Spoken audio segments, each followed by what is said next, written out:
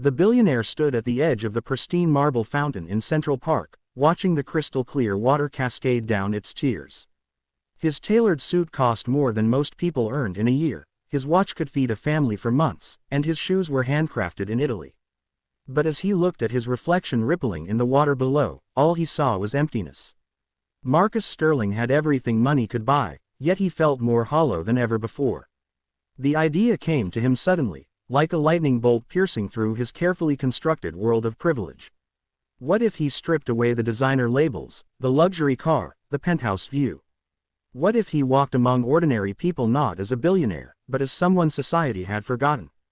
Marcus needed to know if kindness still existed in a world that seemed increasingly cold and divided, or if compassion was just another commodity that only the wealthy could afford. 3 days later, Marcus stood in front of a mirror he barely recognized. Gone was the polished executive who commanded boardrooms and made million-dollar decisions before breakfast. In his place stood a weathered man in tattered clothes, with dirt smudged artfully across his face and hands.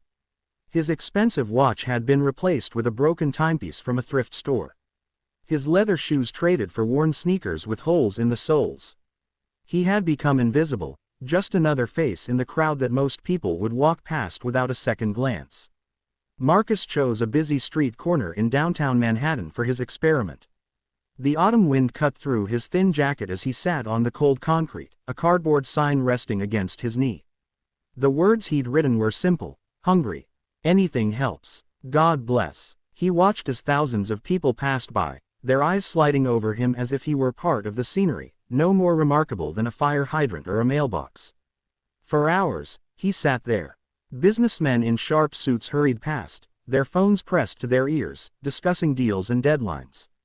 Women in designer heels clicked by without breaking stride, their shopping bags swinging at their sides.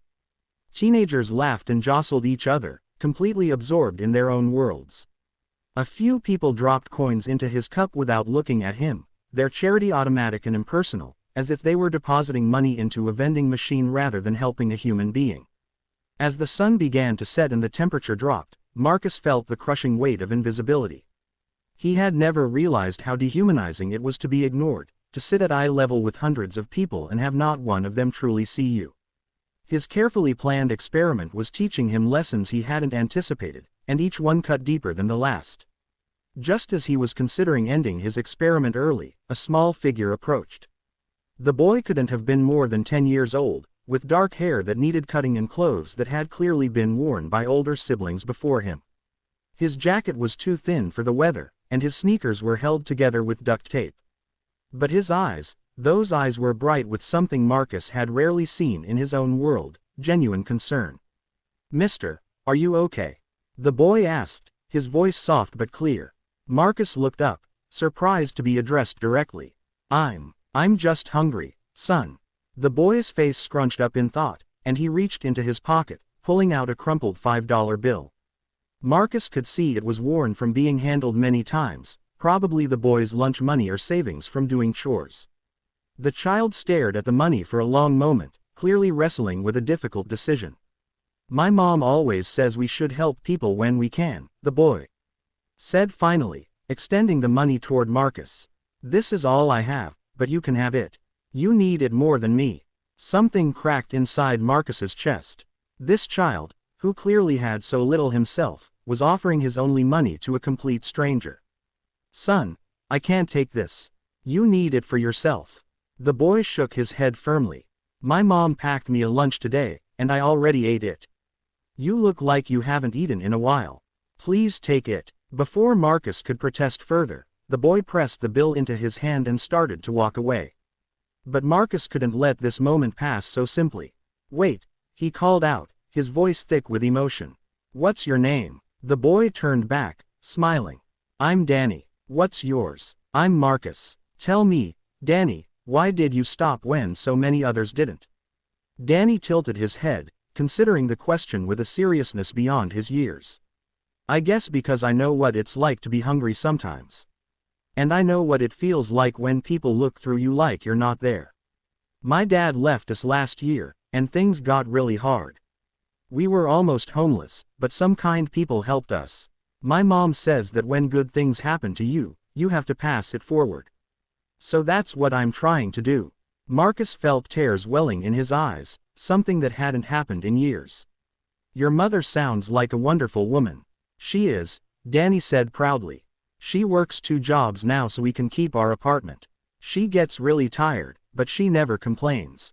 She says as long as we have each other and our kindness, we're richer than most people. She's right, Marcus whispered, but Danny was already walking away, heading toward a bus stop where a tired-looking woman in a waitress uniform was waiting. Marcus sat there long after Danny disappeared onto the bus, the $5 bill clutched in his hand like a sacred artifact.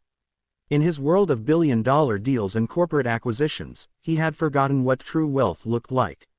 This child and his mother, struggling to survive on waitress wages and whatever Danny's mother earned at her second job, possessed something infinitely more valuable than anything in Marcus's bank account. They had compassion. They had humanity. They had love that wasn't transactional or conditional. The next morning, Marcus returned to his real life, but he was not the same man who had left it. He sat at his desk in his corner office, looking out at the Manhattan skyline, and made a phone call. Jennifer, he said to his assistant, I need you to track down some information for me. A woman, first name unknown, works as a waitress somewhere in downtown Manhattan, has a son named Danny, about 10 years old. Check the bus routes from the corner of 5th and 42nd Street. Start with diners and restaurants within walking distance of those bus stops. It took 3 days, but Jennifer was nothing if not efficient. Her name is Sarah Martinez, Jennifer reported. She works at Betty's Diner on 3rd Avenue and cleans offices at night.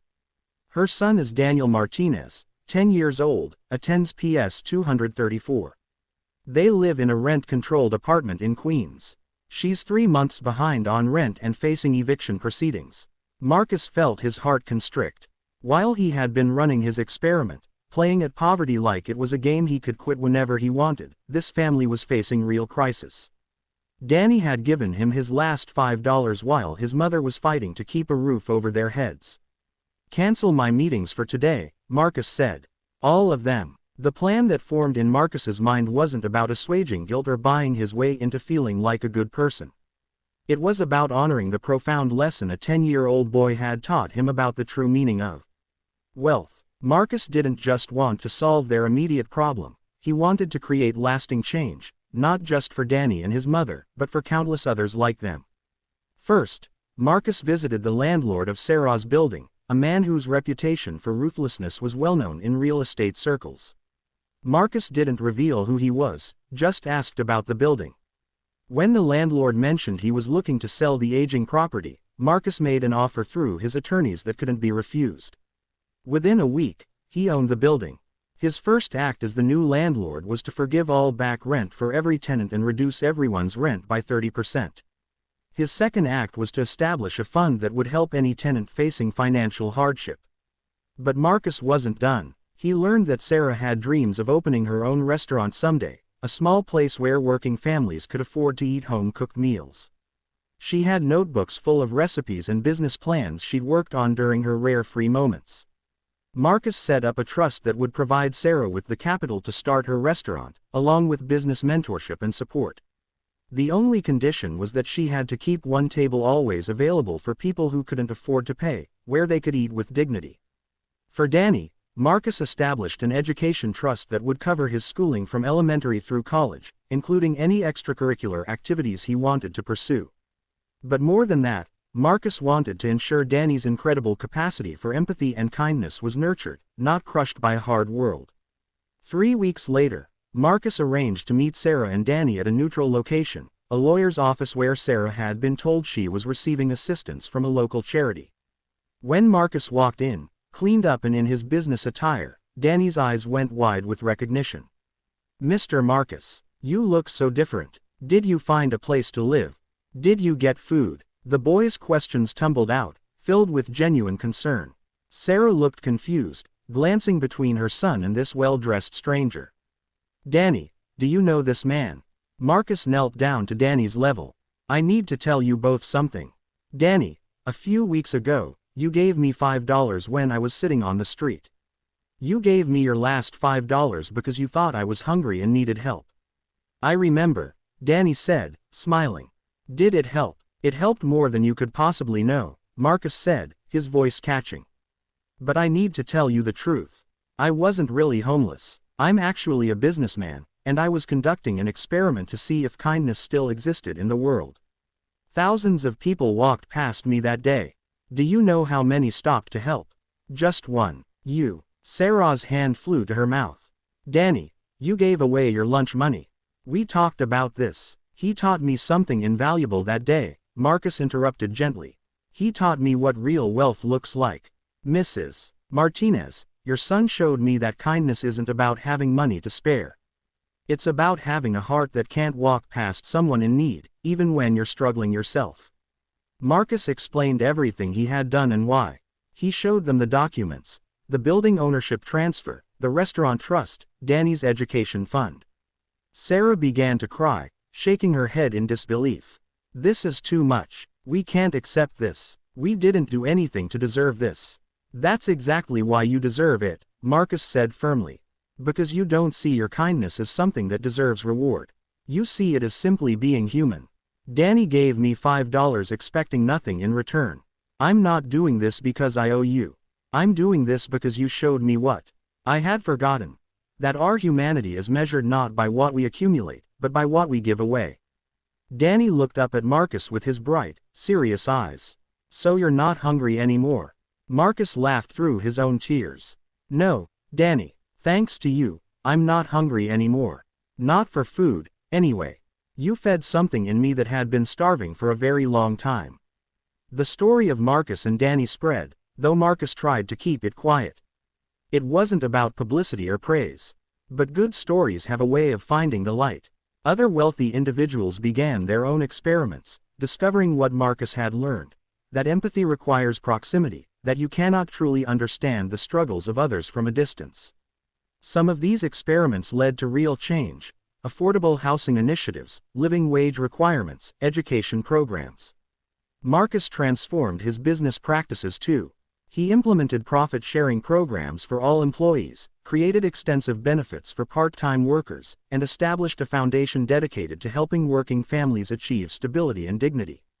He called it the Daniel Martinez Foundation, and Danny served on the junior advisory board, helping ensure that the foundation never lost sight of the human element in its work. Years later, when Danny graduated from high school as valedictorian, he gave a speech that brought the entire auditorium to tears. He spoke about a $5 bill, a cold autumn day, and a choice to see another person's humanity. He spoke about how one small act of kindness can ripple out in ways you can never predict, changing not just one life but potentially thousands. People ask me if I regret giving away my lunch money that day, Danny said, his voice strong and clear. They ask if I knew who Marcus was, would I have still given it to him? The answer is yes, because kindness isn't about who deserves it or who can pay you back. It's about recognizing that we're all connected, that someone else's suffering diminishes us all, and that we all have the power to make the world a little bit better, even with just $5. Marcus sat in the audience next to Sarah, who had successfully opened her restaurant and expanded it to 3 locations, each one holding true to the promise of keeping tables available for those in need. He watched this remarkable young man, about to head off to college, and marveled at how a single moment had transformed both their lives. After the ceremony, Marcus and Danny walked through the same streets where they had first met. The corner where Marcus had sat was now home to a community outreach center, one of many funded by the foundation. Do you ever think about that day? Danny asked. Every single day, Marcus replied honestly. You know what I learned, Danny? I learned that I had been living in poverty despite my billions. Poverty of spirit, poverty of connection, poverty of purpose. You were the wealthy one all along. You always had what mattered most. Danny smiled, that same bright, genuine smile from years ago. My mom always says that wealth isn't about what you keep, it's about what you give away. I guess that day, we both gave something away and ended up richer for it. As the sun set over Manhattan, painting the sky in shades of gold and amber, Marcus realized that Danny was absolutely right. The boy had given $5 and received an education and a future. Marcus had given money and resources, but he had received something far more valuable. He had remembered how to be human again. He had learned that the greatest treasures cannot be deposited in banks or listed on balance sheets. They live in moments of connection, acts of kindness, and the courage to see another person's humanity even when the whole world walks by.